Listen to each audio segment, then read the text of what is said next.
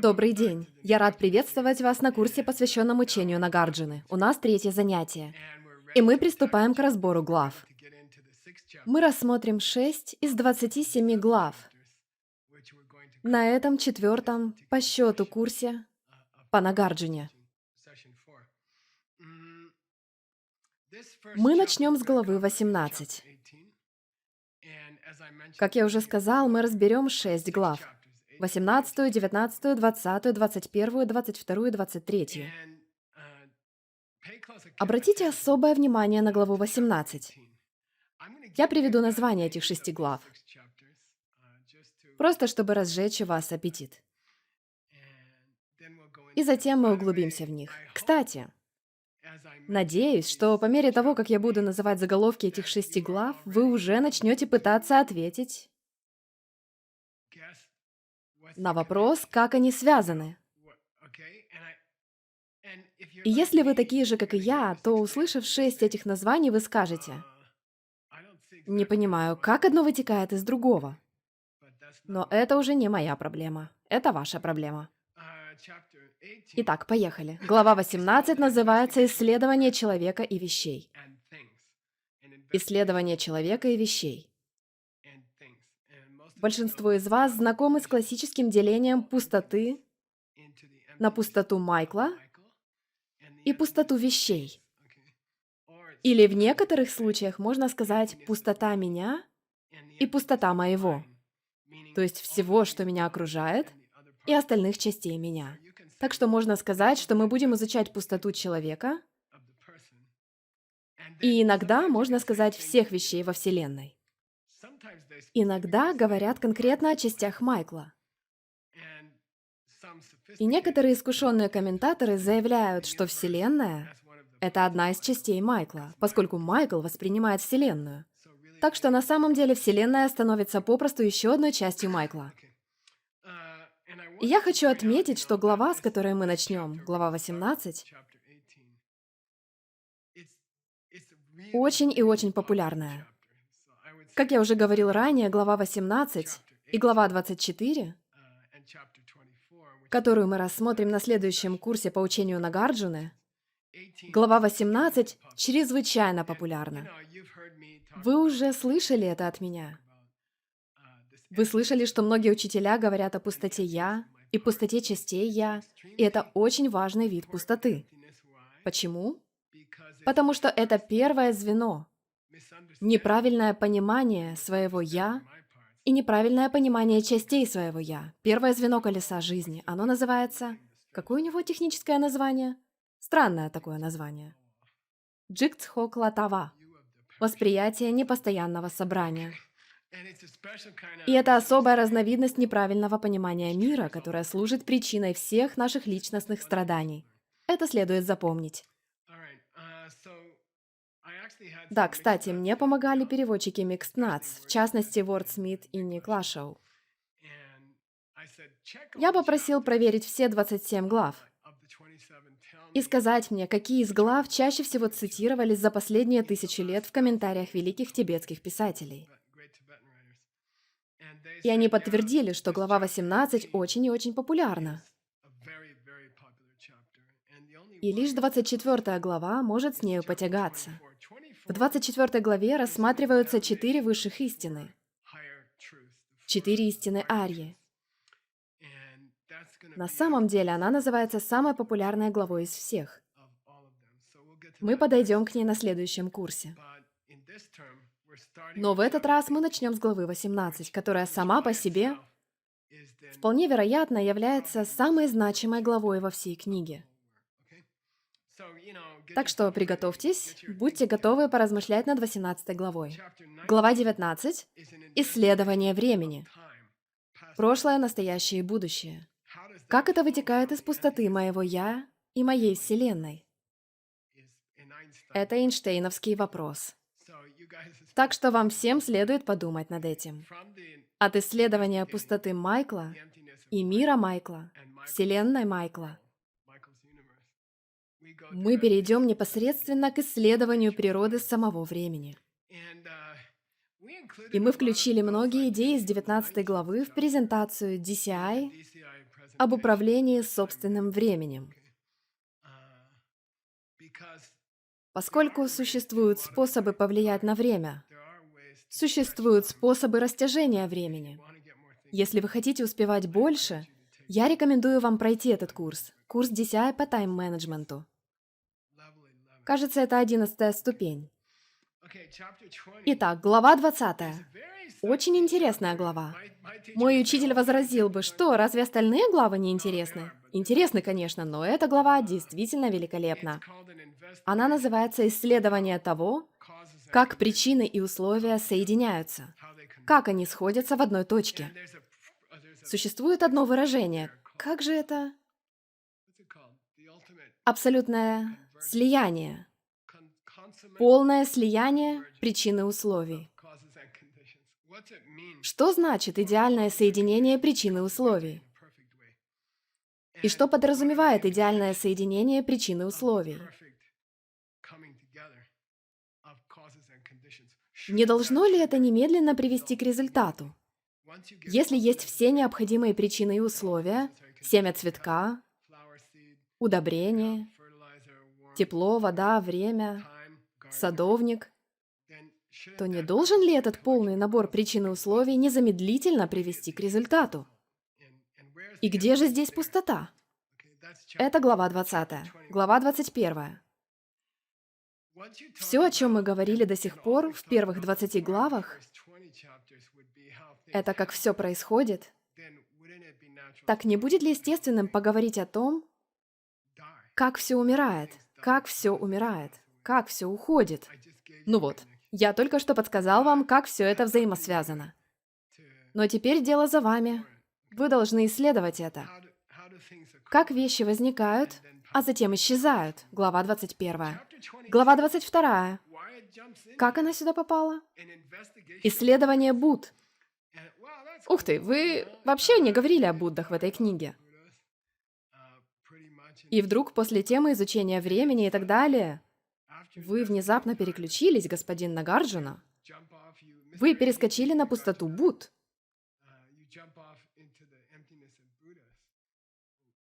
Что это значит? Где здесь связь? Мы будем исследовать это в главе 22.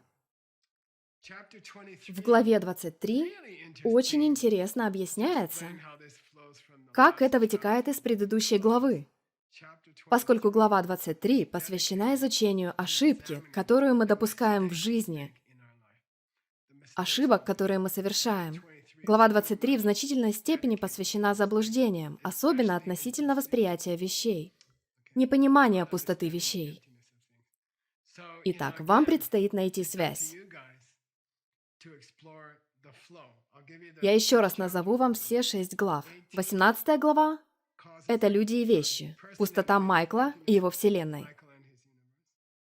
В 19 мы будем исследовать время. 20 глава — это когда причины и условия сходятся воедино, превращаясь в то, что я люблю называть абсолютным сочетанием.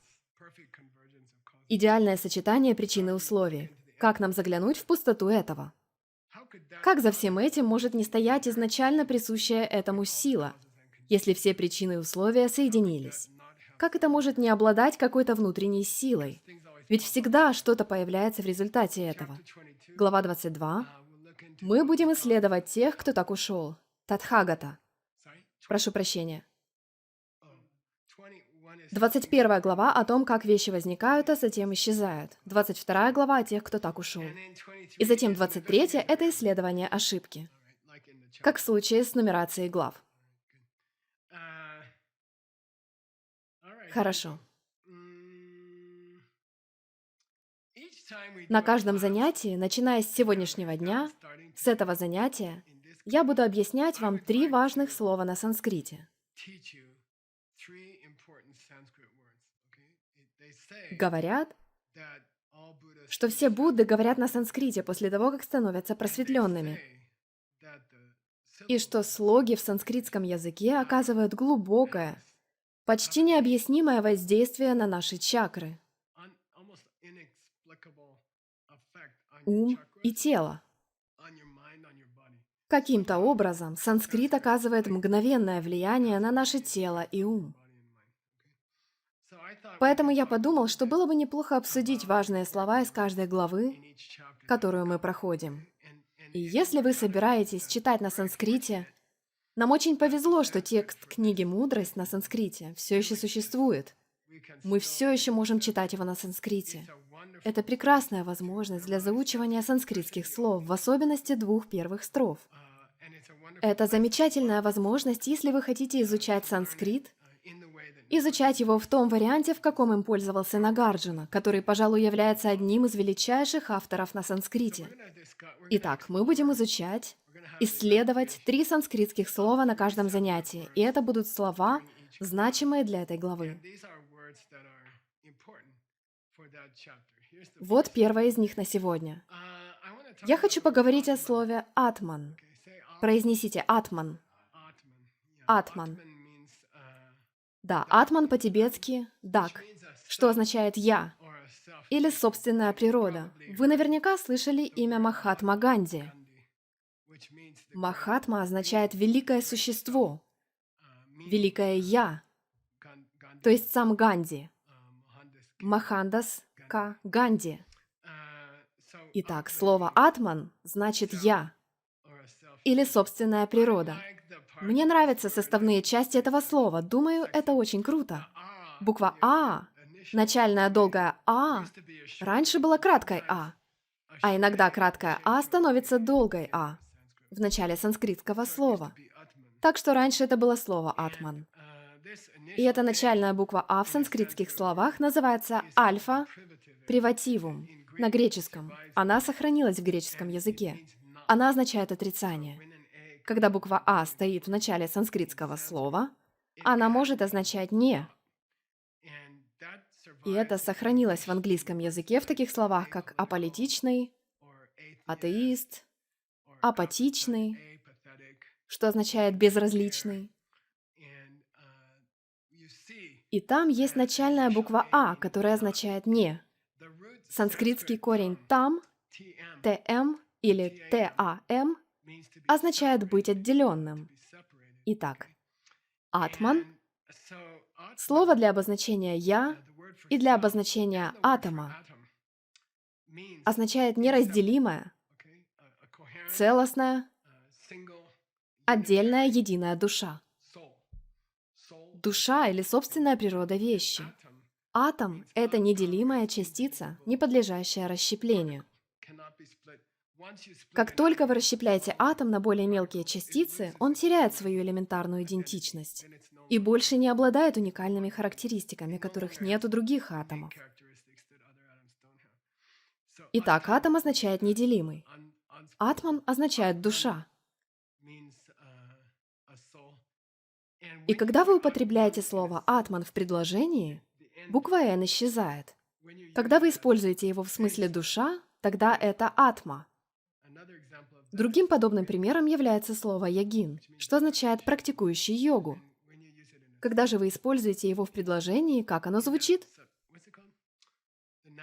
В качестве существительного в предложении оно теряет букву «н» и становится «йоги». Практикующий йогу — это йоги на санскрите. Но изначальная форма «ягин». То есть вы могли встречать слово «атман» в форме «атма», например, Махатма Ганди. И классический пример использования корня «там» вы видите на этой картинке. Это классическая каменная церковь. Каменный храм в Восточной Европе. И обычно стена, каменная стена, отделяла деревню от церкви или храма. И эти сооружения стали называться temple, храм, отделенное место. Это пример использования корня «там». Слово temple, храм, также произошло от этого корня. Итак, атом или атма означает истинное «я», прочная основа всех существующих вещей. Раз вы так говорите, то есть ли у Майкла и у Вселенной Майкла прочная основа, которая не зависит от моего восприятия, не зависит от моих действий по отношению к другим, не зависит от степени моей доброты, от количества моей доброты? Это было бы атманом. Это было бы прочной основой Майкла, которая не зависит от того, как Майкл относится к другим людям. Если мир не происходит из кармы, если качество моей жизни не определяется тем, насколько хорошо я отношусь к другим, то атом, то я — это атман. Тогда я существую сам по себе, и на меня не влияет то, как я отношусь к другим. Я хотел бы, чтобы вы выучили это слово на санскрите, но я обещал вам 3. Следующее слово от скандха, что по-тибетски будет пхунгпо. В английском языке, когда мы описываем человека, мы говорим тело и ум. В буддизме мы говорим 5 частей. 5 частей человека. И каждая из этих частей в классическом буддизме называется не частью, а кучей или совокупностью. И в Абхидхарме говорится: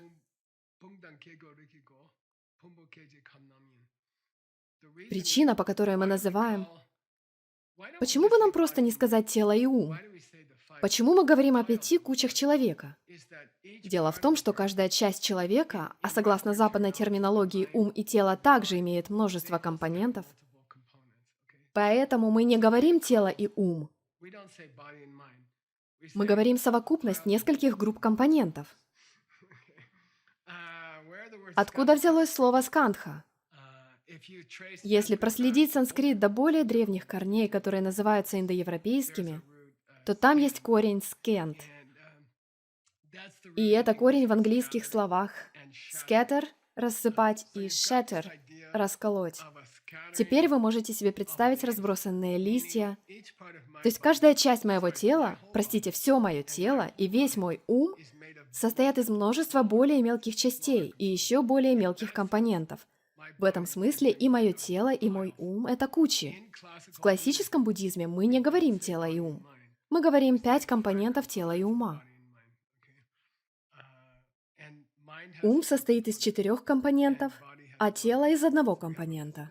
Таким образом, у нас есть наша физическая часть, это 1 компонент, состоящий из множества частей, россыпей, а также у нас есть 4 ментальных компонента, которые составляют нашу основную осознанность, нашу способность чувствовать в любое время, днем и ночью, нашу способность различать, это хорошо, это плохо, это высокое, это низкое, это синее, это зеленое, и остальные части нашего ума.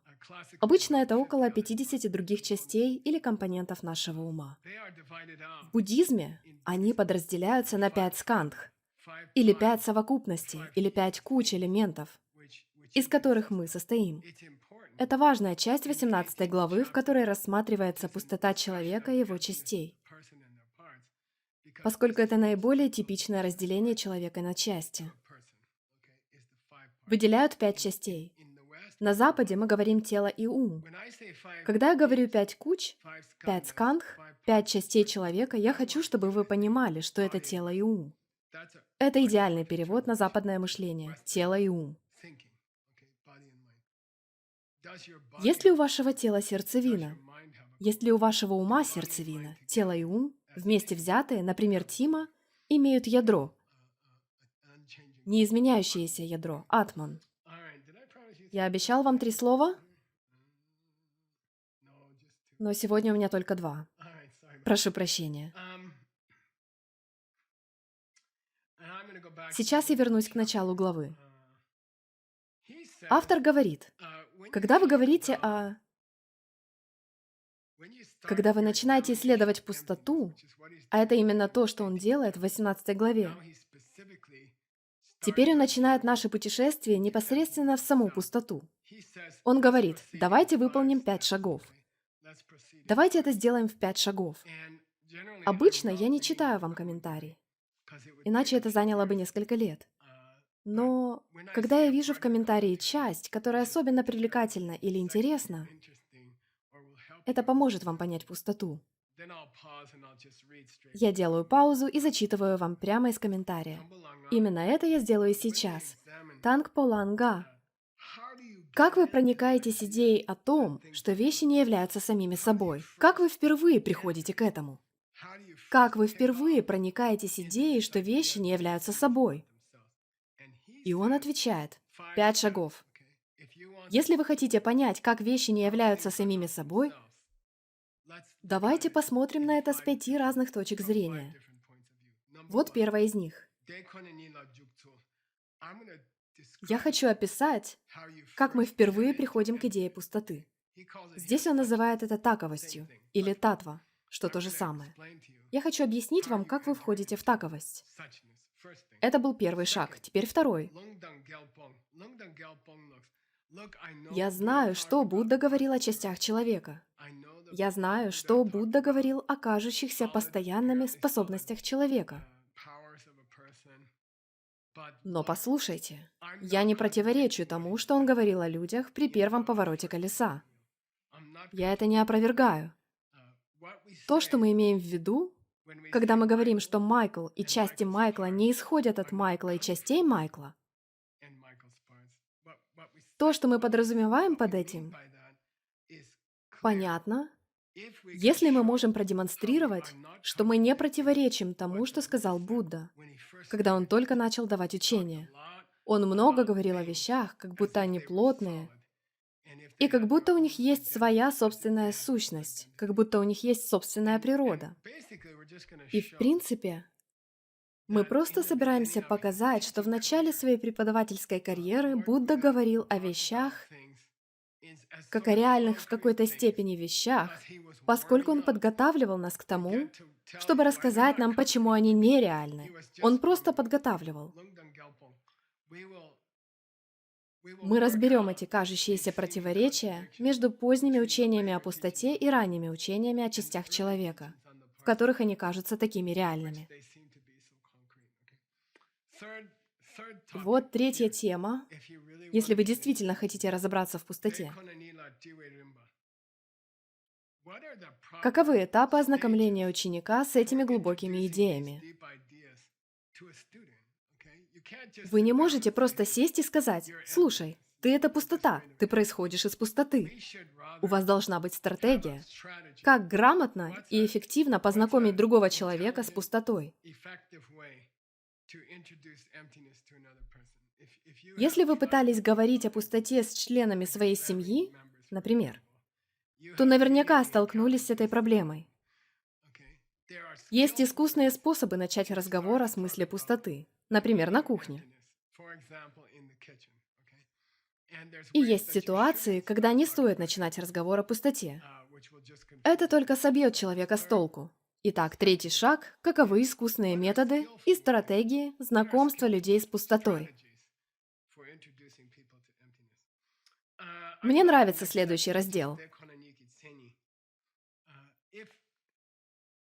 Если пустота сама по себе пуста, есть ли у нее какие-то определяющие характеристики?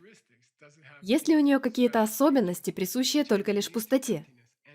Да, есть. И они очень привлекательны, мне они очень нравятся.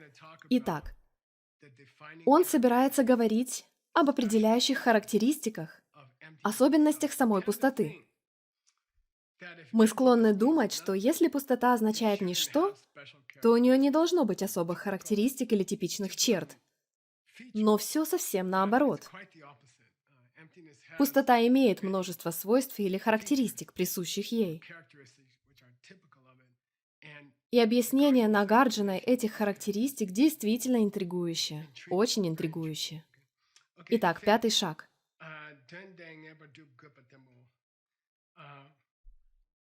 И разве не символично, что последний пункт в нашем знакомстве с пустотой посвящен тому, как вы собираетесь улучшить свою жизнь, осознав пустоту?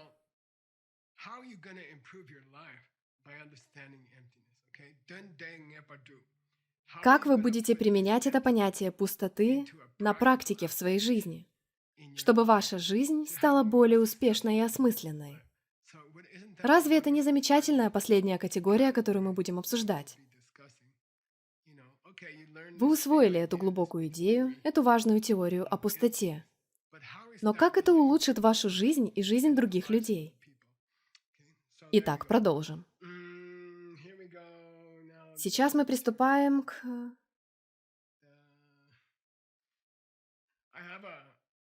У меня есть для вас картинка. На ней изображена женщина на качелях. Да, люди склонны думать... Не знаю, я увидел эту картинку и подумал, о, это превосходно. Люди думают, что их отношение к пустоте... Вы не скажете, у меня личное отношение с пустотой. Это звучит несколько странно. Как если друг этой женщины — солнце или что-то в этом роде. И дело в том, что существуют приемы, с помощью которых можно создать отношения с пустотой. Почти личные, сокровенные отношения с пустотой. И об этом много говорится в главах, которые мы будем рассматривать. Как создать наполненное особым смыслом личные отношения с пустотой? Мы будем это проходить. И автор нам предлагает. Давайте начнем с первой. Если вы помните первую категорию, она звучала так. Как следует входить в пустоту? Кто-нибудь хочет сказать мне особое значение слова «джук»? Это то же самое, что отправиться на корабле через океан. Аватара. Как же нам начать свой путь к пустоте? Какой первый шаг мы должны предпринять? И затем он говорит, о, этот первый шаг, его также можно разделить на две части. Первый шаг, который придется сделать, чтобы углубиться в пустоту, он состоит из двух частей. И обычно я вам не зачитываю все изложение содержания. Это на самом деле длинная история. То, как Чоне Лама систематизирует Нагарджуну, это чрезвычайно красиво и полезно. Но на это уйдет год или два. Я составляю план. Я составляю отдельный конспект. Как это называется? Диаграмма связей или интеллект-карта содержания. И это прекрасно. Я составляю ее отдельно, но она очень сложная. Но есть некоторые части, которые, слишком интересны, чтобы их игнорировать. Он говорит, войти в пустоту — это как подняться на корабль и отправиться через Тихий океан. У этого есть две части.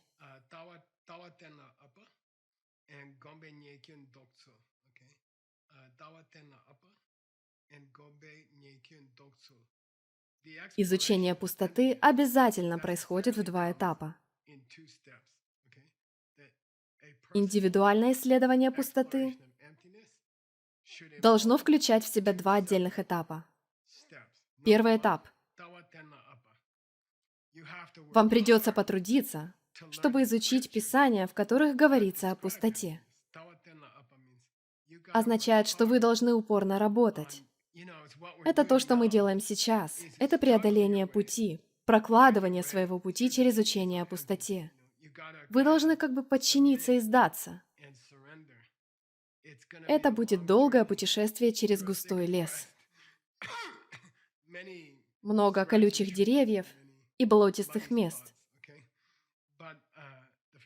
Но первоочередная задача — понять пустоту теоретически.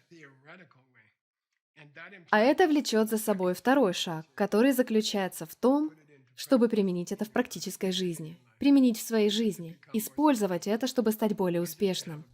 Использовать это, чтобы улучшить семейную жизнь, для улучшения своего бизнеса, чтобы становиться все счастливее на протяжении всей своей жизни. Второй шаг. Используйте эти учения о пустоте. Медитируйте на них, применяя персонализированные инструкции от Джона Брэди и Кони О'Брайен.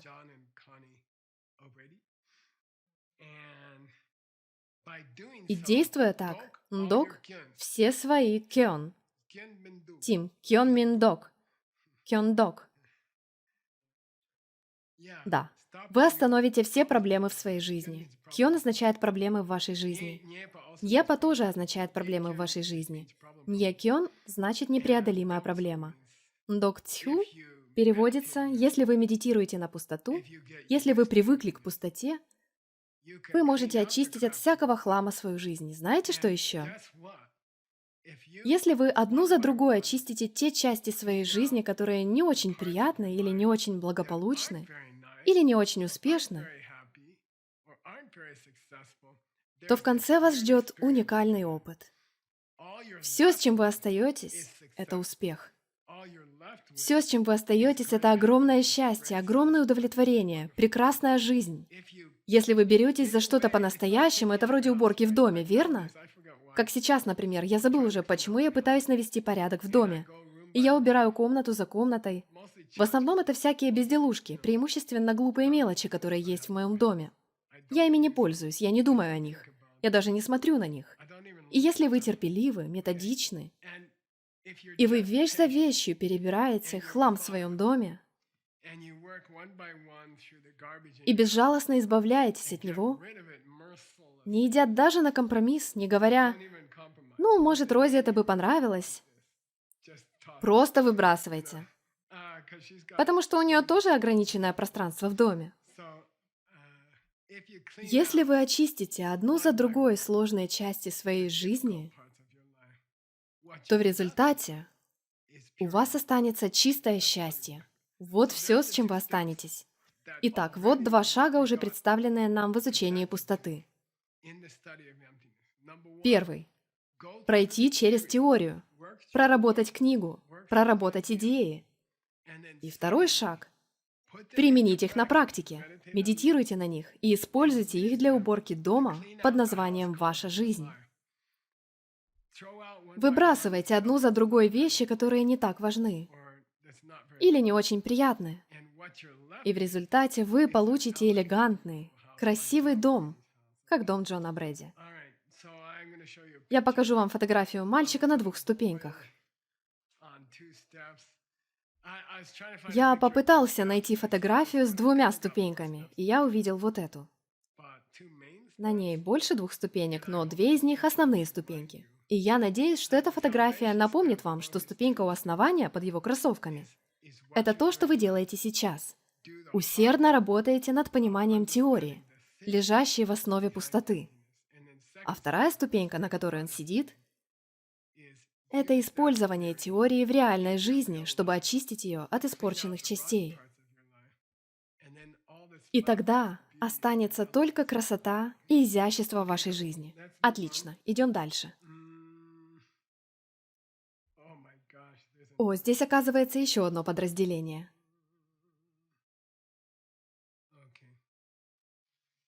Хорошо. Я все еще следую содержанию, извините, это будет не слишком долго. Он говорит, что первое, о чем мы вели разговор, это теоретическое постижение пустоты. Теоретическое изучение пустоты. И оно состоит из 2 частей. У тебя есть это, Тим? Сможешь показать? И, кстати, Тим это все делает на лету. Благословит его Господь, он отлично справляется. Могли бы вы более подробно описать теоретическое изучение и подготовку, которые следует пройти, чтобы переплыть океан пустоты? И он отвечает, да, я расскажу вам об этом. Эти 2 этапа.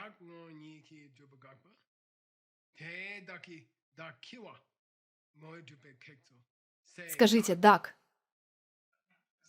Скажите «дак кива». «Дак» значит «атман», то есть самость, основополагающая природа. «Дак кива» означает «из этого». Так что, когда вы изучаете пустоту, теоретически вы охватываете 2 темы — «я» и «моё». «Дак» означает «атман», «я», а «дак кива» означает «моё». Почему это важно? Говоря о колесе жизни, если посмотреть туда, где на часах цифра 1, на изображение колеса жизни, то окажется, что вы смотрите на то, что заставляет колесо жизни вращаться. Это всегда неправильное понимание 2 категорий — меня и моего. Я и вещи, которыми я обладаю, или я и моя рука, или тому подобное. Когда вы изучаете пустоту, это всегда происходит с точки зрения исследования пустоты Майкла и исследования пустоты вещей, которые принадлежат Майклу, включая мир и мою руку. В таком духе. Хорошо. Итак, сначала мы должны остановить наше неправильное понимание собственного «я». И затем нам нужно остановить неправильное понимание того, что мы называем «моё». Нет «я», нет «моего». Вот картинка для вас. Кажется, там должны быть две ноги. О, да, мне она нравится. «Я» — это мои ноги, «моё» — это мои туфли, понятно? Я попытался сделать акцент на двух вещах — «я» и «моё». «Я» заканчивается именно там, где начинаются туфли. «Я» и «моё». Вы должны исследовать пустоту того, что мы называем «я» и «моё», если хотите навести порядок в доме под названием «Ваша жизнь». И остаться в чистом, элегантном доме под названием «Нирвана» и «Просветление». Отлично. Давайте дальше. Прошу прощения, я хочу еще немного коснуться содержания. Исследование понятия «я» состоит из двух частей. Когда мы говорим об исследовании «я», можно выделить две части. Скажите «чо лук» и «тен ла беппа». «Чо лук», «тен ла беппа». Отлично. Это важное разделение.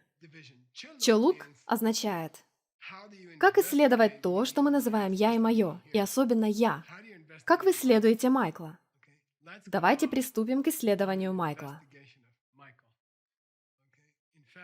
Вообще-то Тим собирается перевести книгу под названием «Тха-чо», что означает «анализ». Итак, нужно проанализировать, что собой представляет Майкл. И в процессе анализа Майкла мы разработаем стратегию. «Тенла Беппа» означает «мы выработаем стратегию жизни». Сначала мы изучим Майкла, а затем разработаем стратегию, как взаимодействовать с Майклом. Как сделать Майкла счастливым? Посмотрите на эту картинку. Это Шерлок Холмс, известный детектив. И здесь представлены два шага, которые нам необходимо выполнить, чтобы понять пустоту Майкла. Первый шаг. Выясните, кто такой Майкл. Выясните, кто же такой Майкл на самом деле. И второй шаг. Разработайте на основе этого стратегию, как сделать Майкла счастливым. Сначала выясните, кто такой Майкл, а затем разработайте стратегию, как его сделать счастливым. Это и есть два шага. А теперь я пройдусь по содержанию в обратном порядке. Мы будем изучать Майкла и стратегии, как сделать его счастливым, поскольку мы изучали «я», и затем мы изучали «моё». Почему? Потому что мы хотели разобраться с теоретической стороной пустоты, а затем применить теорию на практике. А все потому, что мы хотели исследовать пустоту человека и частей человека. Это содержание, которому мы следуем. Я хочу сразу перейти в конец. И вообще мы... О, я думаю, что сейчас самое время показать вам фото книги о пустоте.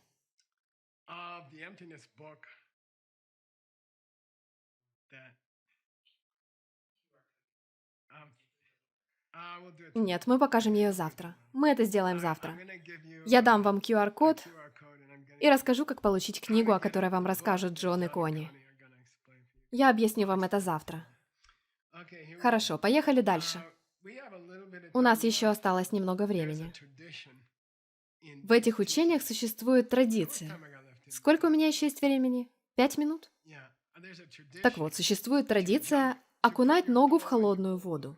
Итак, мы окунем ногу в холодную воду и поплывем в Японию.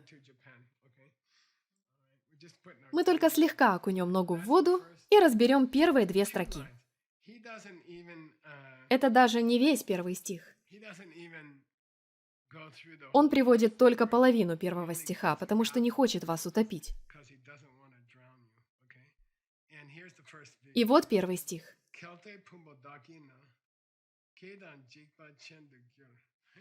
Секунду.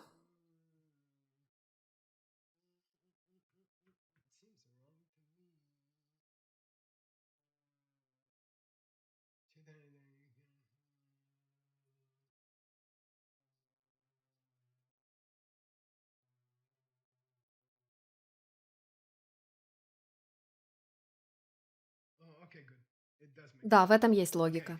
Здесь говорится, если бы ваше тело и ум были вами, то Тим должен был бы быть «т», то есть «и», то есть «м». Я не шучу. Если вы — это только ваше тело и ум, то поскольку ваше тело и ум постоянно, согласно буддизму, вы должны сказать это дважды, и вы должны сказать это, соблюдая ритм.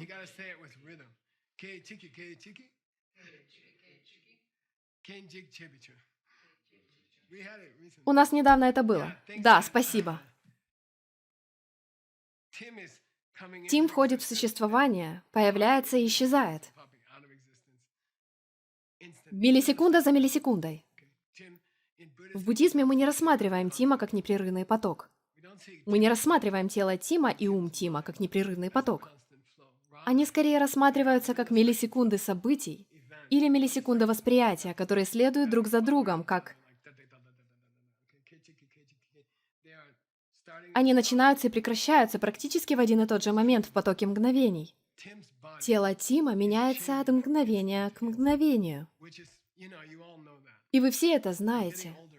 Вы стареете каждое мгновение. Ваш ум меняется каждое мгновение. Но значит ли это, что Тим меняется каждое мгновение? Разве мы не называем его Тимом с того самого дня, как его впервые окрестили Тимом? И до того самого дня, когда мы посвящаем ему некролог? Это не значит, что это когда-нибудь случится, но мы ведь не меняем имя, верно? Имя постоянное. То, с чем соотносится имя, тело и ум, с которыми соотносится имя, это то, за что нельзя ухватиться ни на секунду. Оно постоянно в движении. Но имя не меняется. Тим и есть Тим.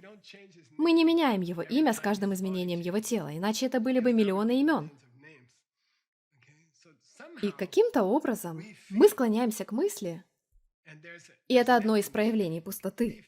Мы склоняемся к мысли, что Тим обладает некоторой непрерывностью. Тело Тима может меняться от мгновения к мгновению. И ум Тима может меняться от мгновения к мгновению. И Тим может обладать своим телом и умом. Тим может даже быть своими телом и умом. Но так или иначе, Тим неизменен. У нас есть такое ощущение. Тим родился. Тим прожил жизнь. Тим ушел из жизни. Это ведь все еще Тим, верно? Тело рождается, тело умирает, тело изменяется, тело исчезает. Но это Тим обладает телом. И Тим не изменился. Тим остался неизменен.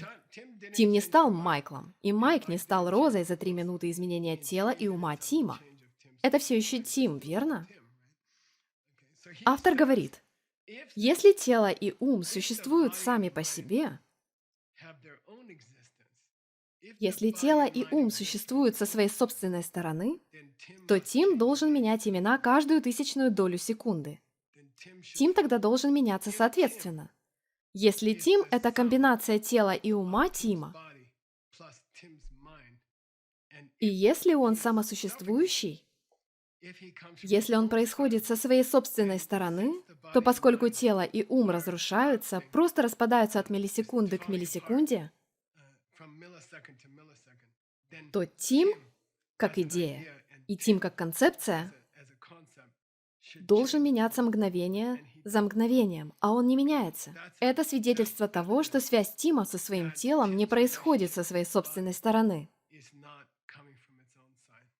Это понятно? И первое, что нужно сделать, чтобы исследовать Тима, это исследовать части, из которых он состоит. Он состоит из тела и ума. Если его тело и его ум и есть Тим, и если тело Тима меняется каждую миллисекунду, и если ум Тима меняется каждую миллисекунду, и если Тим состоит из тела и ума вместе взятых, то и Тим должен был бы меняться каждую миллисекунду, и тогда это будут тело и ум не Тима. Это будут тело и ум Майка в течение 2 миллисекунды.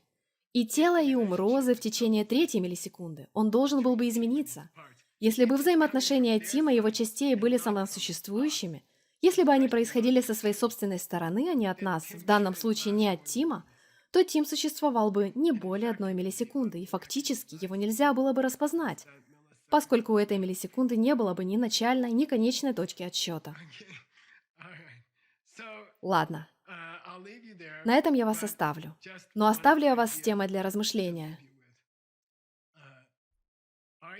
Всю свою жизнь Арья Нагарджуна был озабочен существующими в жизни противоречиями. Именно это сделало из Нагарджуны Нагарджуну. Он был обеспокоен противоречивостью жизни. Думаю, Нагарджуну очень возмутило бы, если бы одна и та же бизнес-стратегия привела к успеху одно производство, а для другого закончилась крахом. Например, если бы вложение денег в акции для одного человека сработало, а для другого закончилось неудачей, Нагарджуна был бы очень расстроен. Он бы возмутился. Почему? Это ведь одни и те же акции. Почему один человек инвестирует и терпит неудачу, а другой, делая весьма похожее капиталовложение, преуспевает? Почему? Это действительно не давало ему покоя. Итак, для нас подход Нагарджуны таков. Слушайте, это не дает мне покоя. Я этого не понимаю. И вот таким образом он обучает. Он говорит, я не понимаю, почему Тим существует всю жизнь, а его тело меняется каждую миллисекунду. Его ум меняется каждую миллисекунду. Не должен ли Тим стать иным Тимом во 2 миллисекунду, если у него уже не те же тело и ум? Это не дает мне покоя. Что-то здесь не так, что-то тут не так. Если и вы начинаете испытывать нечто подобное, значит, вы начинаете понимать подход Нагарджуны. Вещи выглядят не такими, какими они есть. Если вещи происходят со своей собственной стороны, все выглядит сомнительно, что-то не так. И он всю свою жизнь провел, пытаясь понять, как это исправить. Увидимся на следующем занятии. И получим ответ.